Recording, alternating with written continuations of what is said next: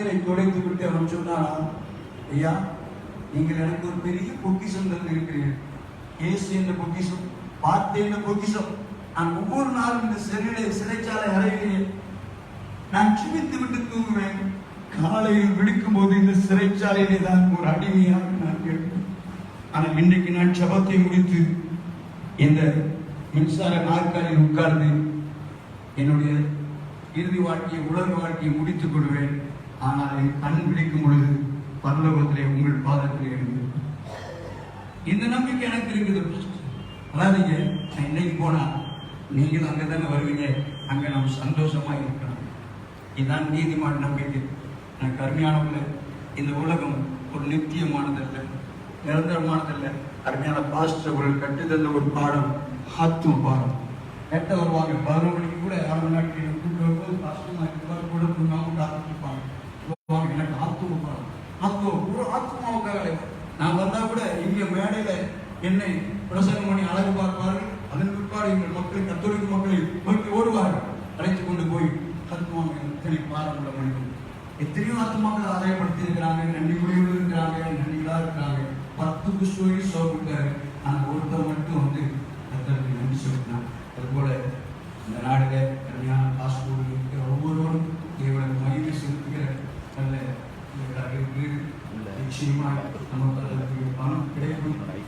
பாஸ்டர்கள் நிச்சயமாக அவரை அழைத்து அந்த உன்னத தேவனோடு கூட இருக்கிறார்கள்.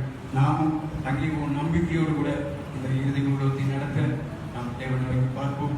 தேவன் நாமே அருமையான பாஸ்டர்களை இழந்து குடும்பத்தார் அருமையான பாஸ்டர்மாருக்கும், அருமையான தம்பிமாருக்கும், அவருடைய மனைவி பிள்ளைகளுக்கும், பேரன் பேத்திகளுக்கும், சபை மக்களுக்கும், உறவினர்களுக்கும் இனம் புரியாத இறக்கத்தை ஆறுதலையும் அளிக்குமாறு தெய்வ வேண்டி இந்த நேரத்தை தெய்வ சமூகத்தில் மகா பரிசுத்தம் நன்மை அருமையான தேவனுடைய தாசி இந்த உலகத்தை நன்மையே நினைத்து நன்மை செய்யவே வாழ்ந்து ஒரு வேண்டும். அவர்களை அக்கிரமம் செய்து ஒரு தெய்வீக ஒழுங்குள்ளவர்கள், அநேக மக்களுக்கு நன்மை செய்து தெரிந்த ஒரு மனிதன், உங்களுடைய அடிச்சுவடை பின்பற்றிய ஒரு மனிதன். ஆண்டவரே, நீதிமான் பரிசுத்தவான்கள் மறித்தும் பேசப்படுகிறார்கள். அப்படிப்பட்ட ஒரு மனிதனாய் ஆண்டவரை இருந்தமைக்காக நன்றி. அருமையான பாஸ்டருக்காக அவருடைய குடும்பத்துக்காக ஜெபிக்கிறோம். அவரை இழந்த அருமையான குடும்பத்துக்கு ஆறுதலும் தேர்தலும் கொடும். தொடர்ந்து ஆண்டவரை விசுவாசிகள், உறவினர் ஒவ்வொருவருக்கும் இனம் புரியாத ஒரு ஆறுதலை கொடுத்து நடத்தும். இந்த அடக்கால நினைப்பது வேண்டிக் கொள்வது அற்புதமாய் நடக்க இந்த தூத்துக்குடி பட்டணத்தில் ரட்சிக்கப்படாத மக்களுக்குள்ளே ஒரு அசைவு உண்டாக கிரியேச்சு நாமத்தை மேற்படுத்திக் கொள்ளும். எல்லா துரிய மொக்கேஸ்வரி நாம ஜெபிக்கணும்.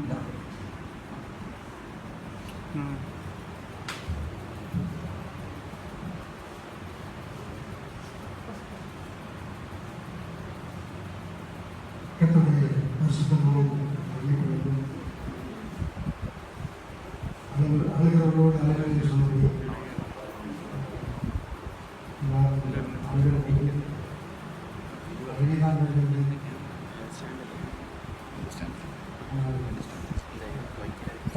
பேச முடியாதவர்களை பேச வேண்டியிருக்கிறது. ஒரு நல்ல அவங்க ஒரு பெருமை புத்துயிராய் கிடக்கும்போது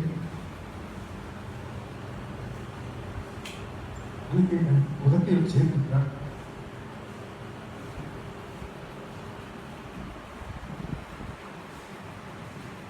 இந்த மார்க்கத்தில் வந்து இயேசுவின் அன்பை பற்றி ஒன்றுமே தெரியாது என்ற காலத்தில் பயங்கரமான முரட்டுத்தனமான அநேக கேள்விகளை எல்லாம் அவர்கிட்ட கேட்கும்போது அந்த கேள்விகளுக்கெல்லாம் பொறுமையாக பதில் சொல்லி என்னவருக்கு தேவ மனிதனாக உருவாக்க அதிகமாக அவர்கள் பிரயாசப்பட்டிருக்கிறார்கள். ஆனால் அவங்க செய்த ஆவிக்குரிய உதவிகளுக்கு நான் பதில் செய்தேன்னா இடைவெளியை அதிகமாக வேதனை தான் படுத்தியிருக்கேன். செய்த அநேக நன்மைகளுக்கு தீமைக்கு தான் நிறைய செய்திருக்கிறேன். முரட்டாட்டமாக, ஆவிக்குரிய முரட்டாட்டம் பயங்கரமாக பண்ணியிருக்கிறேன். அதெல்லாம் பொறுமையாக சகித்து அதை தேடி வந்தபோது மன்னித்து நல்ல ஆலோசனைகளை கொடுத்து இதை கற்றதுக்கு முன்பாக ஒரு குற்றமற்ற வாழ்க்கை வாழ்வதற்கு பல உதவிகளை நான் செய்திருக்கிறேன். ஒரு பாஸ்டிங் பிரேயரில் அவர்கள் திருமணமாகவில்லை, பாஸ்டருக்கு வாலிபர், நான் ஒரு வாலிபன். பாஸ்டிங் பிரேயரில் ஒரு 5-6 பேர் தான் இருந்தாங்க. அந்த 5-6 பேருக்கு அவர்கள் பண்ணின அந்த பிரசங்கம் வாலிபத்தில் என்னை இயேசுவுக்கு முழுவதும் அர்ப்பணிக்க வைத்தது. தேவனுடைய ராஜ்யத்தின் வேலைக்காக என்னை பாஸ்டிங் பிரேயரில் ஒப்பு கொடுத்தேன். அவருடைய பிரசங்கம், அவருடைய பிரசங்கத்தினுடைய அந்த பிரசங்கத்தை எடுக்கும்போது அதை எப்படி அவர் ப்ரிப்பேர் பண்ணுறாங்கன்னு தெரியாது. கடைசி இந்த இரவு, முந்தா நாளைக்கு இரவு கூட தம்பி பெண்ணி பில்லு சொன்னான், 2 பிரசங்கம் டெய்லி தயாரித்தாதான் வரும். அந்த மாதிரி மெசேஜ்கள் ப்ரிப்பேர் பண்ணுறதுல ஒரு ரொம்ப அந்த பிரசங்கங்களும் மனிதர்களை அதிகமாக உள்ள அழுக்குகளையெல்லாம் மாற்றக்கூடிய பிரசங்கமாக தான் இருக்கும். பல ஆண்டுகள் அவருடைய போதனையை நான் கேட்டிருக்கிறேன். ஒரு நல்ல தேவனுடைய மனுஷன் எனக்கு நிறைய உதவிகளை ஆலோசனையின் வழியாக கொடுத்திருக்கிறார். குடும்பத்தில் சில இழப்புகள், பிரச்சனைகள் வந்த போதெல்லாம் நான் சில கேள்விகளை அவங்கள்ட்ட கேட்கும்போது அதை கரெக்டாக பதில் சொல்லுவாங்க. அது நான் வாலிப காயத்திலிருந்து பார்த்துருக்குறேன். நீங்கள் சொல்கிற அந்த பதில் வேத வசனமாக தான் இருக்கும். இந்த அவருடைய நிறைவு நமக்கு எல்லாருக்குமே அது ஆசை. சில நேரங்களில் தேவன் மனிதனை பயன்படுத்துறது அவருடைய ஊழியத்துக்குள்ள இருக்கிறவங்களுக்கு புரியாது. சில காரியங்கள் நம்ம ஆதிகாமத்திலிருந்து வெளிப்படுத்துகிற விஷயத்தினுடைய படிக்கிறோம். அதிகமாய் மோசேயினுடைய வாழ்க்கை எடுத்து பார்த்தா கூட மக்கள் எப்பவுமே முரட்டாட்டமாக தான் இருந்திருக்காங்க. அதில் ஒரு ஆள் தான். அந்த முரட்டாட்டம் என்பது ஒரு தேவ மனிதனை தேவன் பயன்படுத்துகிற அந்த வழி. மோசேக்கு தன்னுடைய வழியை தேவன் இஸ்ரவேல் மக்களுக்கு கிரியைகளை தான், ஆனா சபைக்கு கிரியைகள் தான் தெரியும். கவனிப்பாங்க. ஆனா தேவனுடைய வழிகளை ஆண்டவருடைய ஊழியக்காரர்களுக்கு வெளிப்படுத்துகிறார். மாஸ்டர் தேவனுடைய வழியை அறிந்தவர். இந்த வழிகள் நல்லா தெரியும். இந்த எதையாவது ஒன்று சொன்னாங்கன்னா அதுல தேவனுடைய சித்தம் இருக்கும். கேட்டாங்க உடனே புரியாட்டாலும் பல வருஷங்கள் கழிச்சு கூட அதை நம்ம புரிந்து கொள்ள முடியும். அது நம்ம ஏற்றுக்கொள்றவங்களை, நம்ம கேட்கிறவங்களுடைய இருதயத்தை பொறுத்திருக்கு. அதனால அந்த மாதிரி அநேக காரியங்களை நான் கற்றுக்கொண்டேன். தவறுகள் செய்யும்போது அதை கண்டித்து உணர்த்துறது, அந்த மாதிரி காரியங்களெல்லாம் பாஸ்டர் நிறைய எனக்கு பண்ணியிருக்காங்க. சொல்லிகிட்டே இருக்கலாம். என்னை பைபிள் காலேஜுக்கு அனுப்புனது, பல காரியங்கள், ஊழியத்தின் பாதையில் ஊழியத்தை ஏற்படுத்தி கொடுத்தது. அதுக்கு பிறகு ஊழியத்தை தேவபுரத்தில் ஊழியத்தை ஏற்படுத்தி அந்த மாரநாதா சபை அப்படின்ற போர்டு, அந்த மாரநாதா போர்டை நான் மாற்றினேன். ஆல்ஃபா ஃபெய்த் மிஷன் அப்படின்னு மாற்றினேன். அதை ஆனால் இப்போ உதயபுரம் சபைக்கு போர்டே கிடையாது. என் போர்டை கூட எடுத்துட்டேன். நான் என் போர்டை மாற்றினேன். எனக்கு கீழே வந்து நிறைய இளை சபைகள் உள்ளவங்க ஆல்ஃபா ஃபெய்த் மிஷன் போர்டையெல்லாம் மாற்றிட்டாங்க. இதெல்லாம் எனக்கு தெரியும். பல ஆண்டுகள் கழிச்சு கொஞ்சம் கொஞ்சமாக அதை நான் கற்றுக்கொண்டேன். மனுஷன் எதை விதைக்கிறானோ அதே அறுப்பான். அதனால இப்போ என்னுடைய அந்த ஊழியத்தினுடைய அந்த பேரை கூட நான் உதயபுரம் தெருவில் எங்கேயுமே வைக்கல. சர்ச்சில் கூட மேலே அதை எழுதுறதுக்கு நான் யோசிச்சுட்டே இருக்கேன். ஆனால் பாஸ்டருடைய இருதயத்தில் அந்த மாதிரிலாம் இல்லை. எப்பவுமே அந்த நேம் மாறினாதான் அந்த நேமில் தான் எல்லாம் செய்யணும். அது மாதிரி ஆரம்பத்திலே அதை எல்லா சபைகளையும் நேசிக்க வேண்டும், தேசத்தில் உள்ள எல்லா ஜனங்களையும் நேசிக்க வேண்டும். ரொம்ப அதிகமான பணங்களை செலவழித்து மாதம் பொதுவான உபவாச ஜபம், ஆனால் அதிகமான ஆட்கள் கூட்டம் இல்லாமல் இருந்தால் கூட அந்த நோக்கம் சபை பாகுபாடற்ற கூட்டம், தேசத்துக்காக ஜெபம் பண்ணணும் அப்படின்னு மாதம் 2-3 இடத்துல உபவாச ஜபங்களை பண்ணிட்டு இருந்தாங்க. 4 இடத்துல வரையிலும் பண்ணாங்க. ஒவ்வொரு மாதம் பணத்தை செலவழிச்சு நான் கூட யோசிப்பேன், இவ்வளவு பணத்தை செலவழிச்சு நாட்கள் தான் வர்றாங்க, எப்படி பண்ணணுமா அப்படின்னா அது அவருடைய தாகம் தேசத்தின் மேல், மக்கள் மேல். என்னை கவர்ந்து இழுத்த ஒரு காரியம் அவங்களுடைய ஆத்ம தாகம். நான் ஊழியத்திற்கு என்று ஒப்புக் கொடுக்க வேண்டும் என்று இருந்தபோது, அப்போ நான் கத்தோலிக்க சபைக்கு CSI பிறகு பாஸ்டருடைய சர்ச்சுக்கு வந்துட்டு இருந்தேன். 3 இடத்துக்கு போனோம். கத்தோலிக்க சபையை கூட விட மாட்டேன். அங்கே போயிட்டு தான் இங்கே ஒரு பிடிவாதம் பண்ணேன். ஆவிக்குரிய சபையை தெரிந்தெடுத்த பிறகு கூட அந்த கத்தோலிக்க சபைக்கு போகிறத நிறுத்த மாட்டேன். ஊழியத்துக்கு ஊழியம் செய்யணும்னு விரும்பினப்போ கூட கத்தோலிக்க ஃபாதரை தான் தேடி பண்ணேன். 3 முறை ஃபாதர் அவர் உள்ளே இருந்து பிறகுவான்னு அனுப்பிட்டு இருந்தார். அந்த மாதிரி நேரத்தில் தான் பாஸ்டர் அப்போ தர்மலில் ஒரு ஊழியம் ஆரம்பித்திருந்தாங்க கேம்ப் ஒன்றில். அந்த ஊழியத்துக்கு வரீங்களான்னு கேட்டார். உடனே நான் மாறேன் அப்படின்னு சொல்லி எனக்கு நான் அந்த டிஃப்ரெண்ட்டை கண்டுபிடிச்சேன். ஃபாதரை ஊழியத்துக்கு என்னை ஒப்புக் கொடுக்க வேண்டும் என்று போனபோது 3 முறை நான் போனபோது அவர் என்னை பார்க்கவே விரும்பலை. என்னுடைய இருதயத்தில் உள்ளதை கேட்கவே விரும்பலை. ஆனால் என்னுடைய இருதயத்தின் பாரத்தை அறிந்து, பாஸ்டர் என் கூட நீங்கள் வாங்க, தூத்துக்குடியில் டவுனில் ஆராதனைக்கு முந்தி அங்கே போய் நம்ம நடத்திட்டு வரணும், என் கூட வாங்க, உதவிக்கு வாங்கன்னு சொன்னபோது அந்த கேத்தலிக் ஊழியத்து, அந்த கேத்தலிக் சர்ச்சுக்கு போகிறது, CSI சர்ச்சுக்கு போகிறதெல்லாம் நிப்பாட்டிட்டு பாஸ்டர் கூட அதுக்கு பிறகு ஊழியத்துக்கு போக ஆரம்பித்தேன். அதுக்கு பிறகு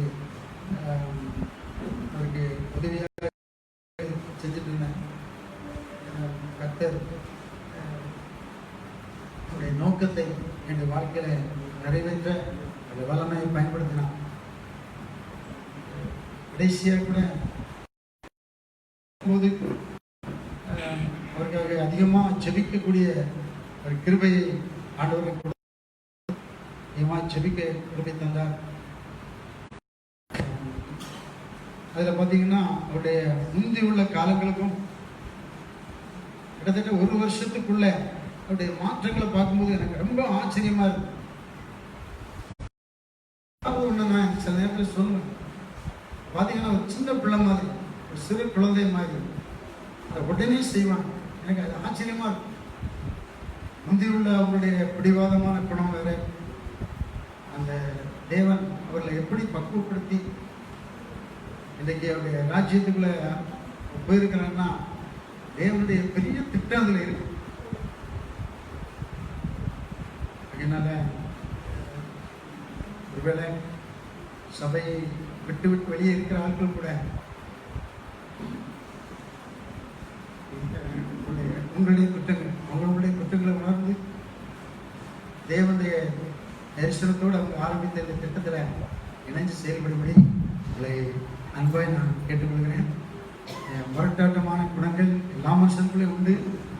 ஆனால் நம்ம அதை கொஞ்சம் ஆராய்ந்து நம்மை பார்த்தோம்னா, நம்முடைய கடின இதயத்தையெல்லாம் கொஞ்சம் மாற்றிட்டோம்னா நிச்சயமாக தேவ சித்தத்தோட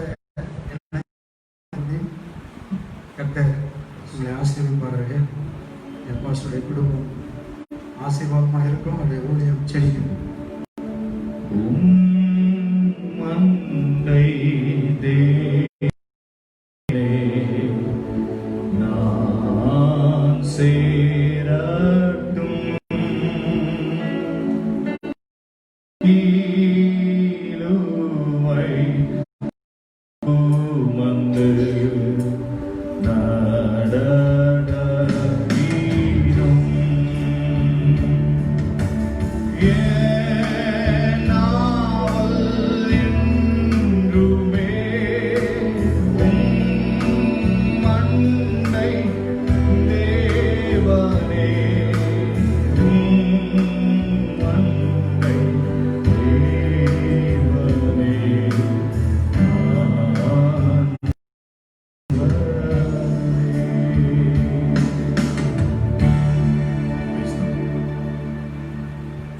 தேவனுக்கு மகிமை உண்டாவதாக.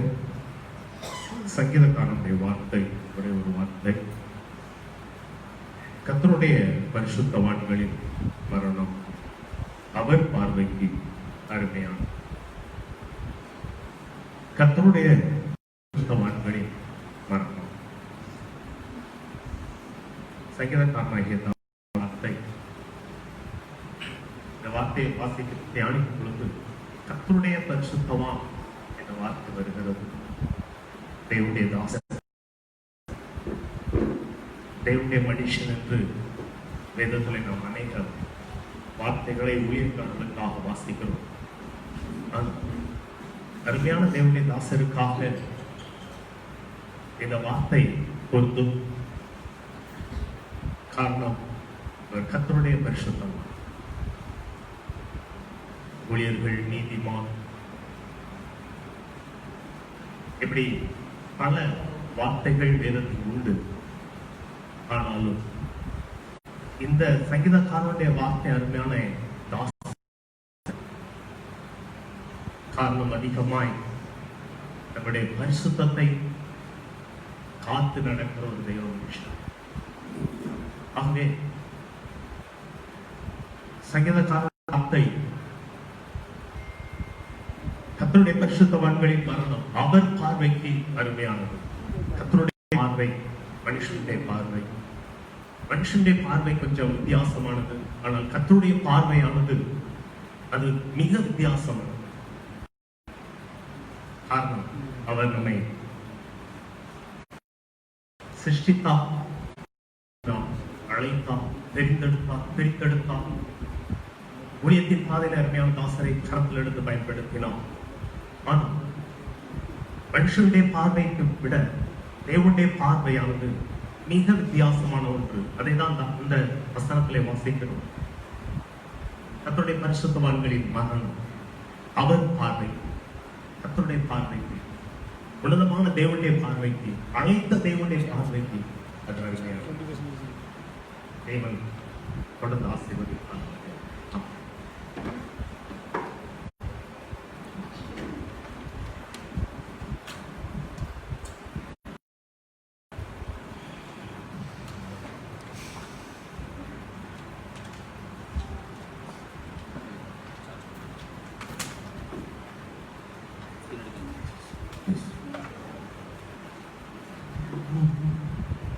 தகப்பனே,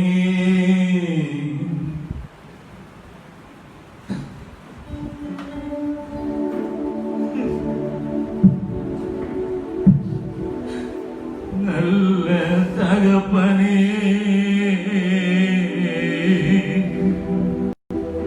தகப்பனே, நல்ல தகப்பனே,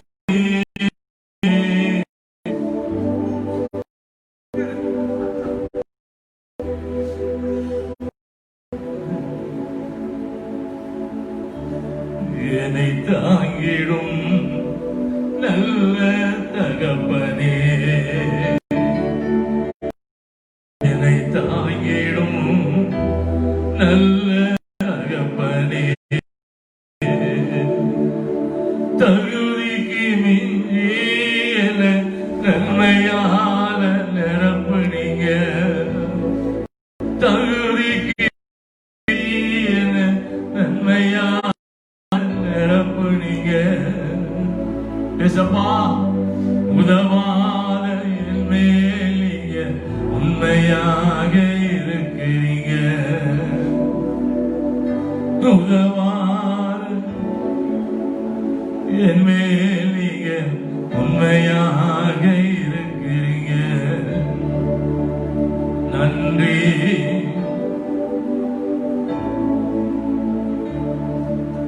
உமக்கே நன்றி, நன்றி, உமக்கே நன்றி, நன்றி, உமக்கே நன்றி.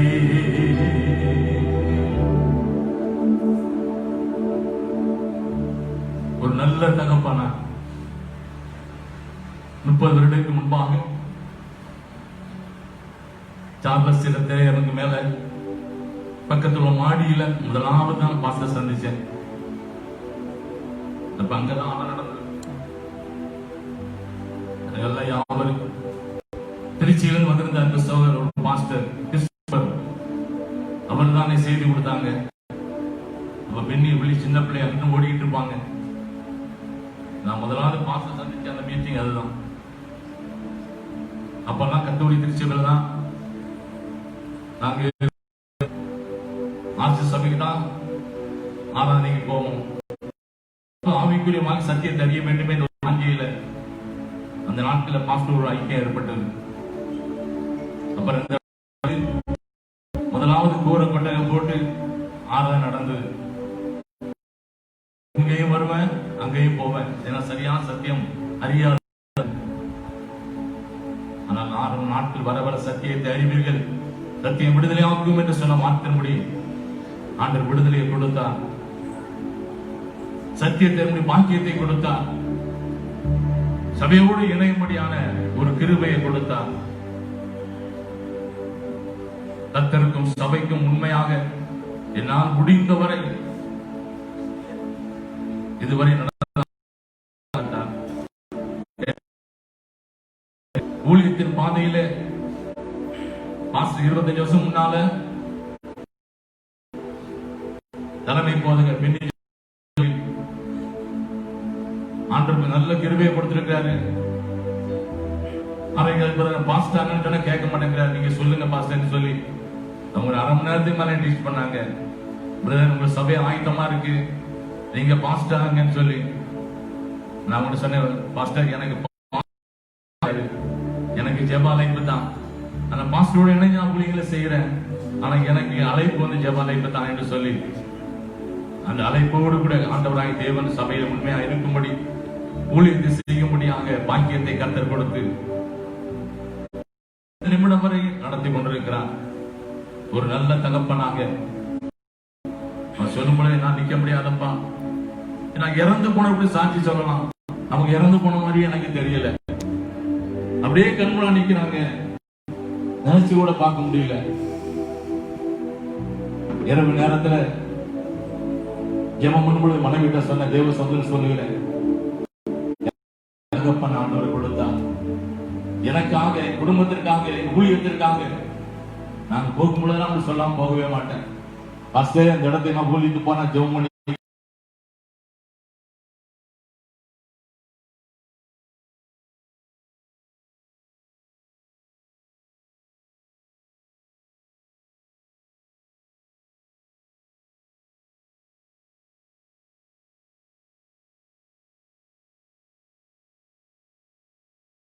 தகப்பனை இழந்து நான் இருக்கிறேன். எனக்காக என் மனைவி சொன்னா யாரு இருக்கா, நான் இத்தனை பேருக்கு ஜெபம் பண்றேன், ஆனா என்ன என் ஊழியத்துக்காக ஜெபம் பண்ண யாரு இருக்கிறான்னு சொல்லி இரவு வேலையை சொன்னேன். உண்மையிலே அப்படிப்பட்ட ஒரு நல்ல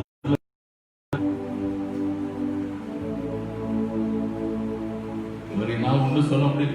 சொல்ல போனா சொல்லிக்கிட்டே போனோம். அந்த அளவுக்கு இந்த சபையில் வரும் பொழுது ஆண்டவர் உதவாத என்மேல் ஆண்டவர் இதுவரை உயர்த்தி நடத்தினார். அவங்க சொல்லுவாங்க, சபையில மரணம் அடக்காரங்க சபையில நடக்கவே கூடாது. என் சபை மக்கள் யாரும் மறிக்கவே கூடாது.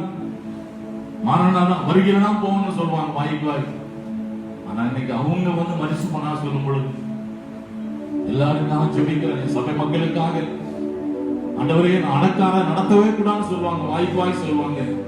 ஆனா இன்னைக்கு அவங்களுக்கு நடத்தக்கூடிய சூழ்நிலை ஆண்டவர் உருவாக்கி இருந்தாலும் சொன்ன பரிசுத்தவன் சொன்னதை போல அதனுடைய பார்வைக்கு அருமையா இருக்கு. நமக்கு துக்கமா இருக்கிறது, ஆனால் அவருடைய பார்வைக்கு அருமையாக இருக்கிறது. ஆண்டவரே அவரோடு கூட இப்படிப்பட்ட பரிசுத்தமாக்கி நாங்கள் வாழ்ந்து ஆண்டவர் இப்படிப்பட்ட நல்ல ஒரு ஜீவியத்துக்களாக நாங்கள் கடந்து போக முடியாத பாக்கியத்தை எங்களுக்கும் குடும்பத்திற்கும் சபை மக்களுக்கும் ஆண்டவரே என்று சொல்லி துன்ப நேரத்திலும்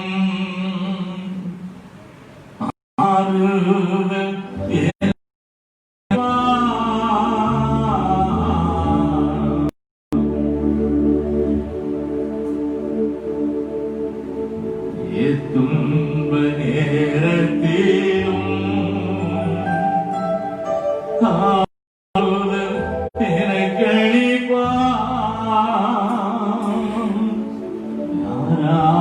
யாராயிருந்தாலும் வேதங்களின்றி கனிவோடு நம்மை காத்திடவே இயேசு அழைக்கிறார். இயேசு அழைக்கிறார். அவரை கரங்கள் நீட்டி இயேசு அழைக்கிறார். அவரை கரங்கள் நீட்டி இயேசு அழைக்கிறார். ஆண்டவரே ஒரு நாள் நாங்களும் வருவோம். நீர் அணைக்கும் பொழுது ஆண்டவர் வர முடியாது சொல்ல ஒரு வார முடியாதப்பா. இந்த உலகம் எங்கள் சொந்தமில்லை ஆண்டவர். நாங்கள் ஜீவனுக்கு நாட்கள் எல்லாம் உமக்கு என்று பரிசுத்தமாய் சாட்சியாய் வாழ்ந்து அநேகருக்கு உண்மையாய் உமக்கு உண்மையாய் நடந்து ஆண்டவரை அணைக்கும் பொழுது வரக்கூடிய பாக்கியத்தை ஒவ்வொருவருக்கு சபை மக்களுக்கு கொடுத்து ஆண்டவரை நீ வழி நடக்க முடியாத கருத்தை தாழ்த்தி தொடர்ந்து நடக்கிற எல்லா காரியத்தையும் கூட நடத்துங்கப்பா. மகிமை உமக்கே சேரட்டும். இயேசு கிறிஸ்துவின் நாமத்தில் கேட்கிறோம் ஜீவனுள்ள நல்ல பிதாவே ஆமென்.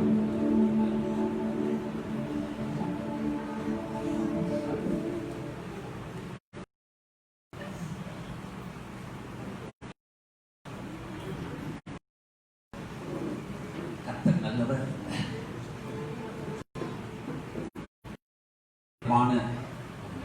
ஆறுதலின் தேவன் நம்முடைய நடுவில் இருக்கிறார். நம்முடைய அருமையான கர்த்தருடைய தாசன் சாந்தகுமார் அவர்கள் இந்த உலகத்திலே தன்னுடைய ஓட்டத்தை முடித்து அவர்கள் மறுமை வாழ்வுக்குள் பிரவேசித்திருக்கின்ற இந்த சூழலில் நாம் கூடி வந்திருக்கின்றோம். மரணத்தை போல நிச்சயமானதும் மரண நேரத்தை போல நிச்சயமற்றதும் வேறு ஒன்றும் இல்லை என்பதை இப்படிப்பட்ட நேரங்களிலே நாம் அதிகமாக உணர வேண்டியவர்களாக நாம் இருக்கிறோம். மரணம் நிச்சயம், ஆனால் மரண நேரம் நிச்சயமற்றது. ஆகவே அருமையான தேவ மனிதர் பரிசுத்தவான்கள் இப்படி சொல்லலை வாசிக்கிறோம். தீர்க்கதரிசி சாமுவேல் சொன்னார், சங்கீதக்காரன் தாவீது சொன்னார், நான் பூலோகத்தார் எல்லாரும் போகிற வழியை போகிறேன். தாவீது தன்னுடைய குமாரன் சாலமோனை பார்த்து நான் பூலோகத்தார் யாவரும் போகிற வழியே போகிறேன், ஆனால் நீயோ எழுந்து திறன் கொண்டு காரியத்தை நடப்பி என்று சொன்னார். இன்றைக்கும் அந்த தேவ மனுஷன் குடும்பத்திற்கும் திருச்சபைக்கும் உடன் ஊழியர்களுக்கும் எனக்கும் சொல்லுகிற ஒன்று அதுவாகத்தான் இருக்க முடியும். நான் பூலோகத்தார் எல்லாரும் போகிற வழியே நான் சென்றிருக்கிறேன், நீங்களோ எழுந்து காரியங்களை தொடர்ந்து நடத்துங்கள் என்றுதான் அந்த தேவ மனுஷன் என்று நான் கர்த்தருக்குள் உறுதியாக நம்புகிறேன், விசுவாசிக்கிறேன். நாம் அதிக நேரத்தை எடுத்துக்கொள்ள முடியாத ஒரு சூழலுக்குள்ளே நாம் இருக்கிறோம். ஆகவே நாம் சற்று துரிதமாய் காரியங்களை செய்ய முடித்து விரும்புகிறோம். பல சாட்சிகள் நம்ம எல்லாருக்குமே உண்டு. பலர் ஏற்கனவே சாட்சி சொல்லியிருக்கிறீர்கள். எல்லாருக்கும் குடும்பத்திலும் திருச்சபை மக்கள், உடல் ஊழியர்கள், போதகர்கள், நண்பர்கள் எல்லாருக்கும் நமக்கு அநேகம் சாட்சிகள் உண்டு. பல சாட்சிகள் ஏற்கனவே சொல்லப்பட்டிருக்கிறது. தேவன் மகிமைப்படுவாராக.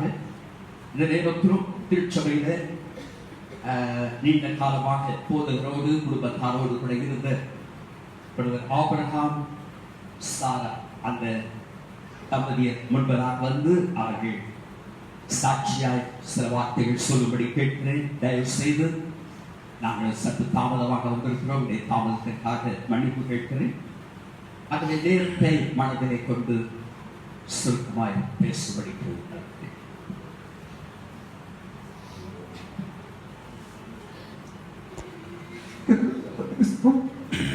1982 தூத்துக்குடிக்கு வந்து 84 பாஸ்ட் எங்கள் வீட்டுக்கு வந்து பார்த்தாங்க.